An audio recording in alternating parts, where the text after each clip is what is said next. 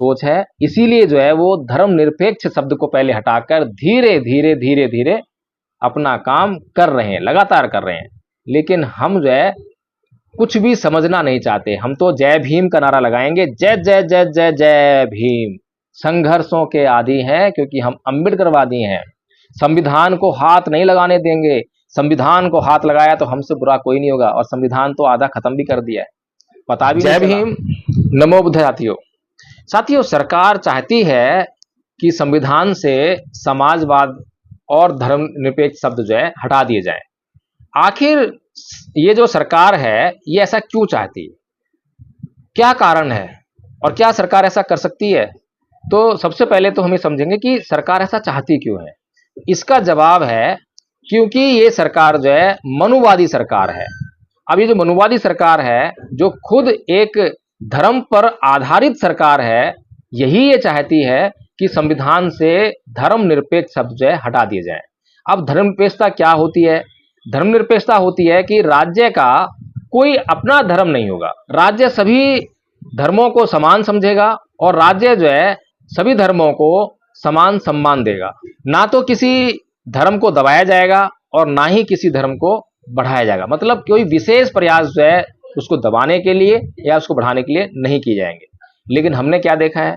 हमने बिल्कुल इसके उलट अब तक जो है इस मनुवादी सरकार की क्रियाएं देखी हैं।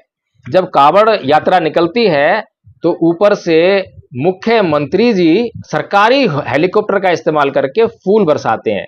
लेकिन यही गतिविधि जो है जब मुसलमानों की ईद आती है तब ऐसा कोई कार्यक्रम जो है मुख्यमंत्री जी आयोजित नहीं करते हैं।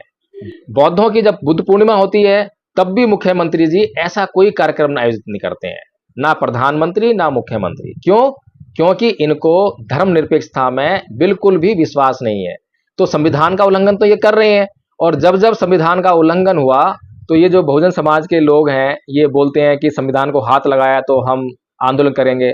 आंदोलन कभी नहीं हुए। ये समझते ही नहीं कि संविधान को हाथ लगाना क्या होता है। पीछे संसद भवन पर जो है संविधान की प्रतियां जला दी गई तो इन लोगों ने जो है हा हुल्ला मचा दिया।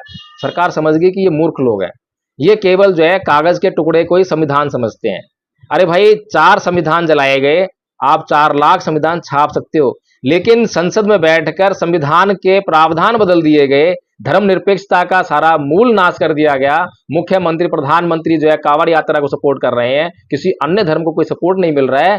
तो ये संविधान को बदलना नहीं है क्या? संविधान को हाथ लगाना नहीं है क्या? लेकिन एडवोकेट जय भीम प्रकाश बहुजन समाज के लिए एक मूर्ख व्यक्ति है, उसकी बातों में कोई दम नहीं है। सत्य पर आधारित बातें कड़वी होने के कारण जो बहुत कम पसंद आती हैं। लेकिन मैं एक समाज सुधारक हूं और समाज के लिए जो सही है वही बात करूंगा। समाज को क्या पसंद है क्या पसंद नहीं है वो बात कभी नहीं करूंगा। समाज को दृष्टि नहीं होने के कारण गलत बातें जो हैं वो पसंद होती हैं, जो उसी के लिए घातक बातें हैं वो पसंद आ जाती हैं। तो मेरा काम है आपको सावधान करने का। तो फिर मनुवादी सोच जो है जिसकी व्यवस्था का मूल ही धर्म है, हिंदू धर्म का ब्राह्मणवादी संस्करण, इसमें धर्म को सामाजिक नियंत्रण का उपकरण बनाया गया है, खासकर जाति व्यवस्था के जरिए। तो अब ये जो मनुवादी हैं इनको डर क्या है? तो इनको डर है कि धर्मनिरपेक्षता से जो मंदिर मठों का राजनीतिक प्रभाव है वो खत्म हो जाएगा। यानी कि अभी जो जितने मंदिर हैं, अभी राम मंदिर बना है, उस पर किसका प्रभाव है? राजनीतिक लोगों का प्रभाव है। अभी आपने देखे होंगे कितने जो गुरु हैं जो जेल में बंद हैं तो उनको जो है पैरोल पर छोड़ दिया जाता है। किस लिए छोड़ा जाता है? ताकि उनका राजनीतिक लाभ उठाया जा सके। तो हर चीज पर जो है राजनीतिक प्रभाव स्थापित होना चाहिए। तो धर्मनिरपेक्षता रहेगी तो वो राजनीतिक प्रभाव नहीं रहेगा। अभी संसद में जो है वक्फ बोर्ड पर जो है कानून लाया गया, वो क्या था? धार्मिक संस्थानों पर राजनीतिक प्रभाव उत्पन्न करने का। तो इसीलिए जो है हमें ये समझना पड़ेगा कि क्या चल रहा है और क्या उचित है और क्या अनुचित है। जो जातिगत वर्चस्व है यानी ब्राह्मणवाद का जो वर्चस्व है पूरे समाज पर, अगर धर्मनिरपेक्षता लागू कर दी जाए तो पहली बात तो एक विशेष धर्म का जो प्रभाव वो खत्म। फिर जो जाति व्यवस्था है जिससे कि ब्राह्मण जो है हमेशा ऊपर रहता है। अभी यादव समाज के ऊपर जो क्या नाम है अपमान किया गया, जो महिला का मूत्र छिड़का गया, इतनी अपमानजनक घटना की गई, तो वो किस लिए की गई? इसी वर्चस्व के कारण कि ब्राह्मण सबसे ऊपर है, ब्राह्मण सर्वश्रेष्ठ है और जो ब्राह्मण चाहेगा वही करेगा। तो ये इस वर्चस्व को जो है चुनौती मिलने लगती है अगर धर्मनिरपेक्ष शब्द जो है संविधान में रहता है तो। फिर इसके बाद जो है अगर धर्मनिरपेक्ष शब्द जो है संविधान में रहता है तो उससे समाज में जो है समानता की भावना को बल मिलता है, समानता की भावना फैलती है कि कोई छोटा बड़ा नहीं है भाई, सब बराबर हैं, जो कि मनुस्मृति की जो है जो भेदभाव की जो सीढ़ी है उसको ध्वस्त कर देती है। ये धर्मनिरपेक्ष शब्द जो है इसमें बहुत ताकत है। इसीलिए जो है ये मनुवादी सरकार ये चाहती है कि संविधान से धर्मनिरपेक्ष शब्द को हटा दिया जाए और उसकी जगह पर जो है अभी ये पंथ निरपेक्ष शब्द तो लेकर आए हैं। पंथ निरपेक्ष शब्द क्या है और धर्मनिरपेक्ष शब्द क्या है? पंथ निरपेक्ष शब्द ये है कि एक ही धर्म के भीतर जो विभिन्न पंथ बन गए हैं, कोई वैष्णव है, कोई शैव है, हिंदू धर्म के हिस्से हैं, तो उनके बीच में कोई भेदभाव नहीं होगा, उनको समान सबको सब्सिडी दी जाएगी, समान रूप से करा जाएगा। लेकिन जो धर्म है, यानी कि धर्म किसको कहा गया है? हिंदू, मुस्लिम, सिख, ईसाई, इनके साथ में ये नहीं चलेगा, इनके साथ में भेदभाव करेंगे। तो ये जो है समझने वाली बात है। सरकार एक स्टेप में कामयाब हो गई, उसके लिए बहुजन समाज ने कोई आंदोलन नहीं किया, मुसलमानों ने, सिखों ने, ईसाइयों ने कोई आंदोलन नहीं किया, क्योंकि उनको इस बात की समझ ही नहीं है। उनका जो अपना बुद्धिजीवी वर्ग है वो दिमाग से पैदल है, वेंटिलेटर पर है, उसको पता ही नहीं है कि संविधान के साथ में कितना बड़ा खिलवाड़ किया जा रहा है। और ये जो खिलवाड़ किया जा रहा है इससे केवल एक बहुजन समाज, एक एससी समाज, एक एसटी समाज या ओबीसी समाज कोई खतरा नहीं है, बल्कि मुसलमानों के अस्तित्व को खतरा है, सिखों के अस्तित्व को खतरा है, ईसाइयों के अस्तित्व को खतरा है, बौद्धों के, जैनों के, जो भी अल्पसंख्यक समुदाय हैं सबके अस्तित्व को खतरा है। लेकिन जब समाज का बुद्धिजीवी वर्ग वेंटिलेटर पे हो, अपने स्वार्थों की पूर्ति पे लगा हो, सरकार की चापलूसी में लग जाए, तो फिर ज्यादा उम्मीदें नहीं कर सकते हैं। अब मनुवादी जो है क्या चाहते हैं ये समझने वाली बात है कि पहली बात तो ये चाहते हैं कि संपत्ति, शिक्षा और सत्ता कुछ खास जातियों के हाथ में रहे, ये मनुवादी सोच है। तो हमें समझना चाहिए इस बात को अच्छी तरह से। तो इसीलिए जो है संविधान क्या है उसको समझना चाहिए और संविधान को किस तरह से बदला जा सकता है उसको भी समझना चाहिए। फिर मनुवाद क्या चाहता है? ऊंच नीच बनी रहे ताकि ऊंचे हमेशा ऊंचे रहें, यही बात डिस्कस की थी। और क्या चाहता है मनुवाद? कि दलित, पिछड़े, आदिवासी बस उनके लिए श्रमिक बने रहें और सत्ताधारी ना बने, ये मनुवादी सोच है। इसीलिए जो है वो धर्मनिरपेक्ष शब्द को पहले हटाकर धीरे धीरे धीरे धीरे अपना काम कर रहे हैं, लगातार कर रहे हैं। लेकिन हम जो है कुछ भी समझना नहीं चाहते, हम तो जय भीम का नारा लगाएंगे, जय जय जय जय जय भीम। संघर्षों के आदी हैं क्योंकि हम अम्बेडकरवादी हैं, संविधान को हाथ नहीं लगाने देंगे।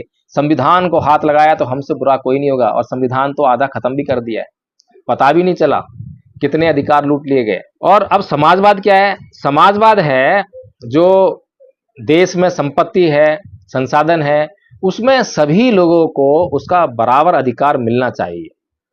तो समाजवाद जो है उनकी जो सामंती सोच है उसी को पलट देता है। इसलिए उनको जो है समाजवाद से भी चिढ़ है, क्योंकि वो सारी संपत्ति को किसी पार्टिकुलर विशेष जाति के अधीन ही रखना चाहते हैं। ये षड्यंत्र जो है लगातार डिस्कस किया जाता रहता है।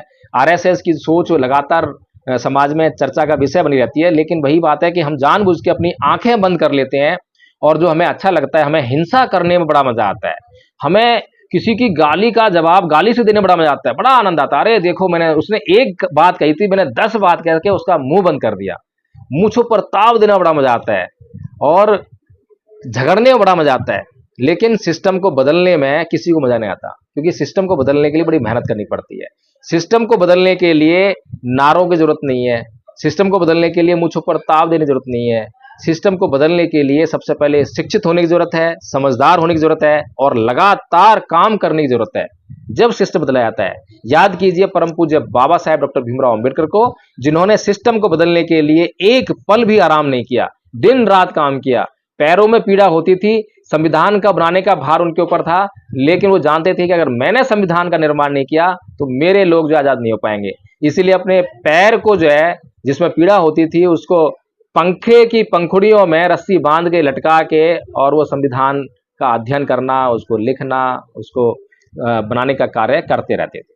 समझने की जरूरत है। मनुवादी ताकतें जो हैं, मनुवादी लोग जो हैं, इसको क्या क्या कहकर जो है बदनाम करते हैं कि वोट बैंक कहते हैं, कि ये जो मुस्लिम वोट बैंक है, ये दलित वोट बैंक है, इस तरह के, ये ओबीसी वोट बैंक है, ये वामपंथी वोट बैंक है, ये पॉलिटिक्स कर रहे हैं, ये कम्युनिस्ट एजेंडा है, इस तरह से कह के जो है बदनाम करते हैं। और आप लोगों को जो है ये समझ में नहीं आता कि ये क्या चाह रहे हैं।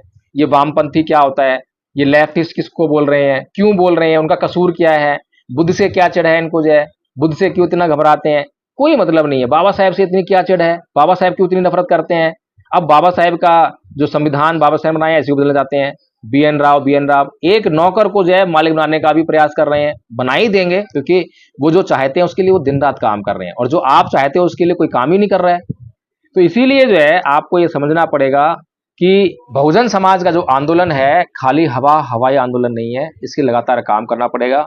यदि आपको ये बात समझ में आती है तो धम्पा संघ से जुड़ें, और धम्पा संघ से जुड़कर जो है इन्हीं बातों की गहराई से जांच करें, इनको समझने का प्रयास करें।